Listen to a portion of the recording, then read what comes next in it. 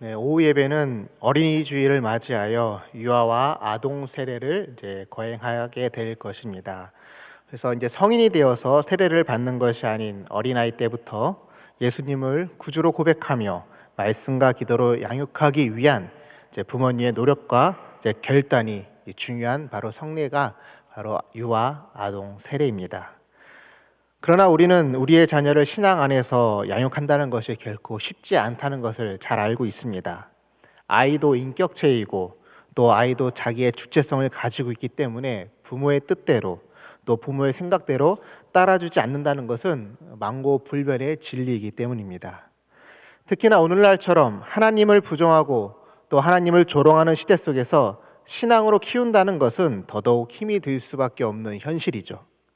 기독교의 가치와 부딪히는 이러한 세속의 물결이 너무나 거대할 뿐만 아니라 아무런 힘도 쓸 수 없는 무력한 현실을 오늘 우리는 살고 있기 때문입니다.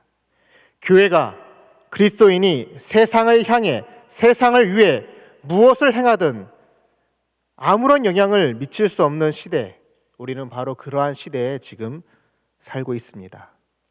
이러한 시대 속에서 우리의 아이들을 어떻게 키워내야 할까요? 아이가 자랄수록 학년이 높아질수록 학원을 보내서 뒤처지지 않게 키워야 된다는 생각이 점점 커집니다. 수능이 다가올수록 교회보다는 공부에 더 집중할 수 있도록 스케줄을 관리해 줘야 될 것 같습니다.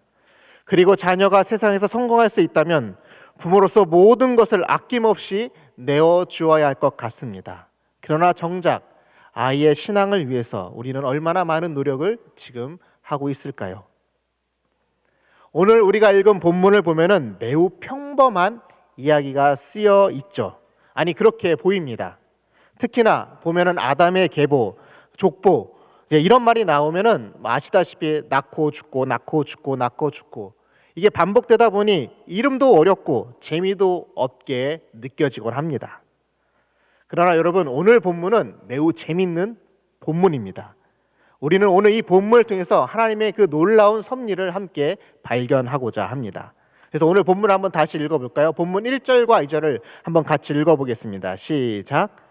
이것은 아담의 계보를 적은 책이니라. 하나님이 사람을 창조하실 때 하나님의 모양대로 지으시되 남자와 여자를 창조하셨고, 그들이 창조되던 날에 하나님이 그들에게 복을 주시고 그들의 이름을 사람이라 일컬으셨다. 아멘. 자, 여러분, 우리가 지금 1절과 2절을 읽었는데요. 여러분, 1절과 2절이 여러분 창세기의 어느 부분에 해당하는 내용을 지금 압축해서 표현해 주고 있는 것일까요? 성경을 읽어보신 분들이라면 금방 답이 나올 줄 알았는데, 1절과 2절을 읽어보시면 아시겠지만 지금 창세기 1장과 2장의 내용이 이 단 2절에 잘 압축해서 표현되어 있다는 것을 보실 수 있습니다. 그럼 여러분, 3절에는 어떤 내용이 나와야 정상일까요? 아마 예상하시겠지만 3장의 내용이 나올 것 같은데 그렇지가 않습니다. 우리 3절 말씀을 같이 읽어볼까요? 3절 말씀도 시작. 아담은 130세에 자기의 모양곡 자기의 형상과 같은 아들을 낳아 이름을 셋이라 하였고. 여러분, 이 3절의 내용이 3장의 내용인가요? 그렇지 않습니다. 여러분, 이 3절의 내용은 어느 부분에 해당하는 내용일까요? 바로 5장 바로 앞부분인 4장 끝부분에 해당하는 내용입니다. 그래서 그 4장 끝부분에 해당하는 내용도 같이 한번 찾아서 읽어볼까요? 4장 25절 26절 말씀인데요, 같이 읽어볼까요? 시작. 아담이 다시 자기 아내와 동침하며 그의 아들을 낳아 그의 이름을 셋이라 하였으니 이는 하나님이 내게 가인이 죽인 아벨 대신에 다른 씨를 주셨다 함이며, 셋도 아들을 낳고 그의 이름을 에노스라 하였으며 그때 사람들이 비로소 여호와의 이름을 불렀더라. 아멘. 자, 그렇다면 우리가 읽었던 이 본문 5장 1절과 2절 그리고 3절 사이에 지금 어떤 내용이 빠져 있으면 여러분 아시겠죠? 그 내용이 어떤 내용입니까? 바로 인류의 죄, 타락, 살인 등 인간의 범죄한 내용이 빠져 있습니다. 생략되어 있습니다. 그것을 3절에서는 다시 오늘 보면 3절을 보시면 그것을 어떻게 압축해서 표현하고 있느냐, 이렇게 표현하고 있습니다. 아담은 몇 살이라고 되어 있죠? 130세. 130년이란 시간으로 함축해서 지금 그 모든 것들을 표현해내고 있는 것입니다. 뿐만 아니라 이 130년이라는 시간을 성경은 또한 무엇으로 다시 함축해서 표현해주고 있죠? 3절 계속해서 보시면 130세에 뭐라고 되어 있죠? 자기의 모양 곧 자기의 형상과 같은 아들을 낳았다라고 설명해주고 있습니다. 여러분, 원래 인간은 누구의 형상을 따라 지음을 받았습니까? 하나님의 형상입니다. 고맙습니다. 네, 5장 1절에도 나와 있듯이 정확하게 그것이 명시되어 있습니다. 그런데 인간이 죄를 짓고 하나님을 떠나 타락한 삶을 살게 되면서 그것이 어떻게 되었다는 것입니까? 자기의 형상을 따라 자녀를 낳게 되었다고 설명해 주고 있습니다. 부모가 가진 죄의 본성을 그대로 물려받은 자녀가 잉태되어 출산되었음을 성경은 오늘 우리에게 말씀해 주고 있는 것입니다. 그 증거가 바로 누구인 것입니까? 바로 가인입니다. 우리 4장 1절을 한번 보실까요? 4장 1절 말씀도 같이 읽어볼까요? 시작. 아담이 그의 아내 하와와 동침하매 하와가 임신하여 가인을 낳고 이르되 내가 여호와로 말미암아 득남하였다 하니라. 여러분 보시면 아들을 낳고 그 이름을 누가 짓고 있습니까? 네, 하와입니다. 아담이 아닙니다. 그럼 왜 하와가 이 아들의 이름을 직접 지었을까요? 3장을 보시면 아시겠지만 하나님께서 범죄한 아담과 하와에게 약속을 하셨습니다. 그 약속이 무엇입니까? 여자의 후손을 통해서 원수 사단의 머리를 밟게 될 것이라는 약속을 주셨습니다. 그래서 아들을 낳고 하와는 이 아들이 바로 원수를 짓밟을 그 약속의 아들이라 여겨서 이름을 짓는데 그 이름을 자기 뜻대로 지었다라는 것입니다. 여러분 다시 이 말씀을 보시면 4장 1절 말씀을 보시면 내가 여호와로 말미암아 득남하였다라고 해서 가인을 짓습니다. 내가 여호와로 말미암아 득남하였다. 여러분 여기서 주어와 동사만 딱 떼서 놓고 보면은 누가 주어일까요? 내가 얻었다가 주어와 동사입니다. 즉 이 문장의 핵심은 내가 얻었다입니다. 여호와로 말미암아는 그저 나를 꾸며주는 수식어에 불과합니다. 다시 말해서 지금 이 가인의 이름을 통해서 무엇이 지금 드러나 있는 것입니까? 하나님 중심이 아닌 인간 중심의 사고가 자리 잡고 있음을 보여주고 있는 것입니다. 즉 세상에서 내가 중요하게 된 것입니다. 하나님보다 내 생각, 내 가치, 내 판단이 더 중요해진 시대, 그 시대가 바로 이 가인을 낳은 그 시대를 의미하는 것입니다. 그것을 그대로 본받아 살았던 삶이 바로 가인의 삶이었습니다. 가인은 자기의 분을 못 이겨서 어떻게 하죠? 동생 아벨을 죽였습니다. 그러나 하나님께서는 가인을 찾아오십니다. 그리고 하나님의 은혜를 경험하게 해주십니다. 그리고 하나님께 돌아올 수 있도록 그 길을 열어주셨지만 결국 가인은 하나님을 떠나 어떻게 하죠? 성을 쌓고 하나님을 대적하는 삶을 살아가게 됩니다. 그리고 창세기 4장 후반부에는 가인을 통해 세상이 얼마나 악해지는지를 보여주고 있습니다. 그 4장 후반부에 보면 가인의 자손들이 나오는데요. 가인의 자손 중에 이제 5대째가 되자 누가 등장하느냐? 라멕이라는 이 자손이 세상에 등장하게 됩니다. 라멕은 이전과는 다른 더 악한 모습으로 살고 있다라는 것을 우리에게 보여줍니다. 그의 삶을 보면 그는 아내를 2명을 두었습니다. 그리고 두 아내를 통해 각각 두 자녀를 얻는데요. 그 내용이 4장 19절에서 22절에 나와 있습니다. 내용을 보시면 이렇습니다. 제가 빠르게 읽어드릴게요. 라멕이 두 아내를 맞이하였으니 하나의 이름은 아다요 하나의 이름은 실라였더라.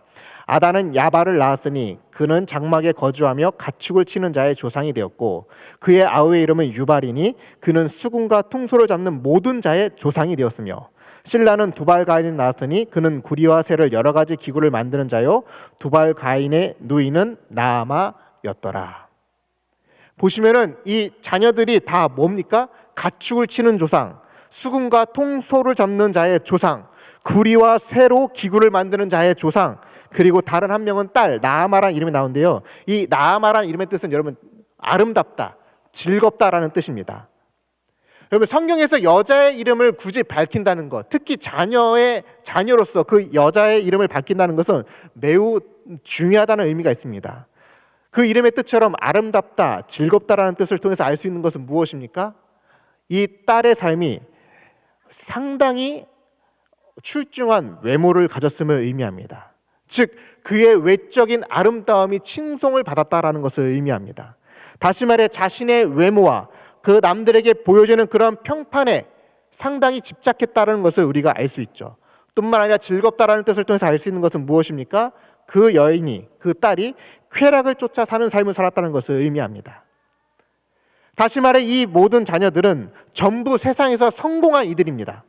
모두가 자기의 이름을 널리 알렸습니다. 남들이 부러워할 만한 능력을 가지고 있었습니다. 자기의 외모를 가꾸며 남들의 시선과 평판을 좋게 받았던 사람들이었습니다. 즉, 내면의 믿음을 가꾸기보다는 자신의 외면을 가꾸고 치장하는 데 정성을 들였던 시대였음을 우리는 알 수 있습니다. 이처럼 가인을 통해서 세상은 자기 중심적인 시대가 되어버렸습니다. 그리고 세상은 하나님과 벽을 쌓고 하나님을 대적하며 사는 것을 상징하는 그 성을 쌓아서 살고 있었습니다. 그리고 가정이 파괴되었습니다. 더 나아가 사람을 죽이고 그러한 죽인 것에 대해 개념치 않는 세상이 되어버렸습니다. 심지어 연약한 자들을 괴롭히고 죽이면서 라멕은 이렇게까지 말합니다. 4장 23절 24절 말씀인데요, 제가 읽어드리겠습니다. 라멕이 아내들에게 이르되 아다와 실라여 내 목소리를 들으라. 라멕의 아내들이여 내 말을 들으라. 나의 상처로 말미암아 내가 사람을 죽였고 나의 상함으로 말미암아 소년을 죽였도다. 가인을 위하여는 벌이 7배일진데 라멕을 위하여는 벌이 77배이리로다 하였더라. 라멕이라는 이 인물을 통해 하나님의 이름이 조롱받고 있습니다. 뿐만 아니라 라멕이 연약한 자를 죽이고 괴롭힐 때 하나님의 선을 경험할 수 없는 시대가 되었다는 것을 보여줍니다. 하나님의 정의와 공의가 실현되기 어려운 시대가 되었음을 보여주고 있습니다. 가인이 지배하는 시대, 가인의 죄악으로 가득한 시대, 하나님이 창조한 세계가 순식간에 죄와 사망으로 가득한 시대가 되어버렸습니다. 이것을 오늘 본문은 어떻게 표현하고 있다고요? 본문 3절을 보시면은 아담이 130세가 되었을 때, 130세가 되었을 때 자기의 형상대로 아들을 낳았다라는 표현으로 함축해서 보여주고 있습니다. 그러나 여기엔 중요한 내용이 또한 있습니다. 아담과 하와는 그 자기의 형상을 닮은 아이를 낳고 이름을 뭐라고 짓습니까? 셋이라고 짓습니다. 즉 자신이 얼마나 하나님의 뜻과 무관하게 살았는지를 이 셋이라는 아이의 출산을 통해서 깨닫게 된 것입니다. 자기의 형상대로 자녀들이 살고 있다는 것을, 가인의 삶을 보니 저게 바로 내 삶이었구나는 것을 알게 됐다는 것입니다. 그래서 4장 25절 말씀을 한번 다시 볼까요? 4장 25절 말씀 다시 한번 읽어볼까요? 시작.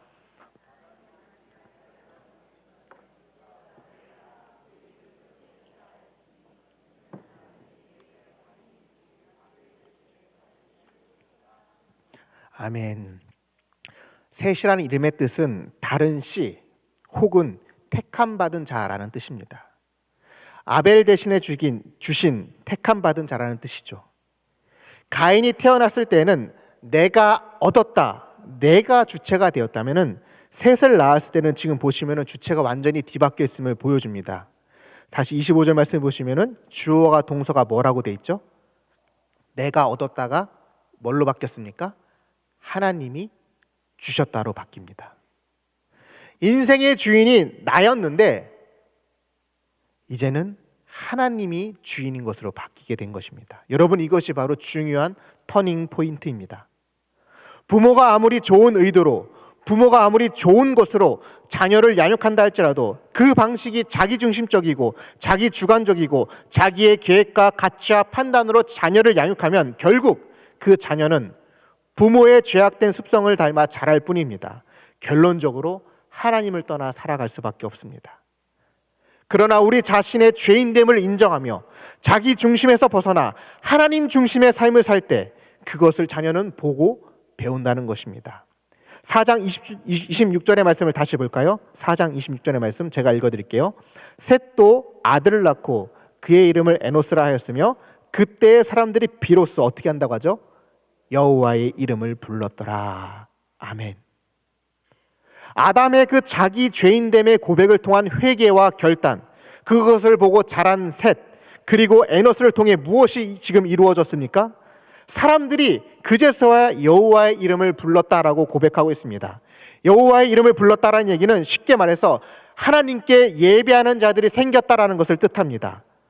이것은 더 나아가 가인의 시대는 하나님의 홍수 심판에 의해 사라지지만 아담의 계보는 하나님의 구원을 경험하는 놀라운 은혜를 누리게 됩니다.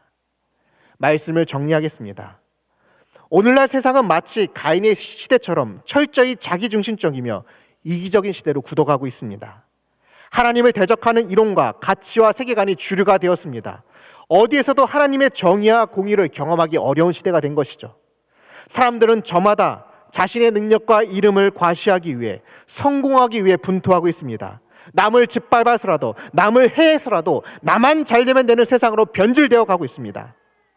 하나님이 창조한 세상도 130여 년 만에 심각한 지경에 이르렀을 것을 생각해 본다면 지금 우리가 사는 세상도 결코 하나님 보시기에 선한 것이 없다는 것을 우리는 기억해야 합니다. 이러한 시대 속에서 부모된 우리가 해야 할 것은 우리의 자녀들도 우리의 죄악을 그대로 답습하고 있으며 더 악해질 수 있다는 것을 인정하며 우리가 해야 될 것은 이 시간부터 우리의 죄를 고백하고 회개해야 한다는 것입니다.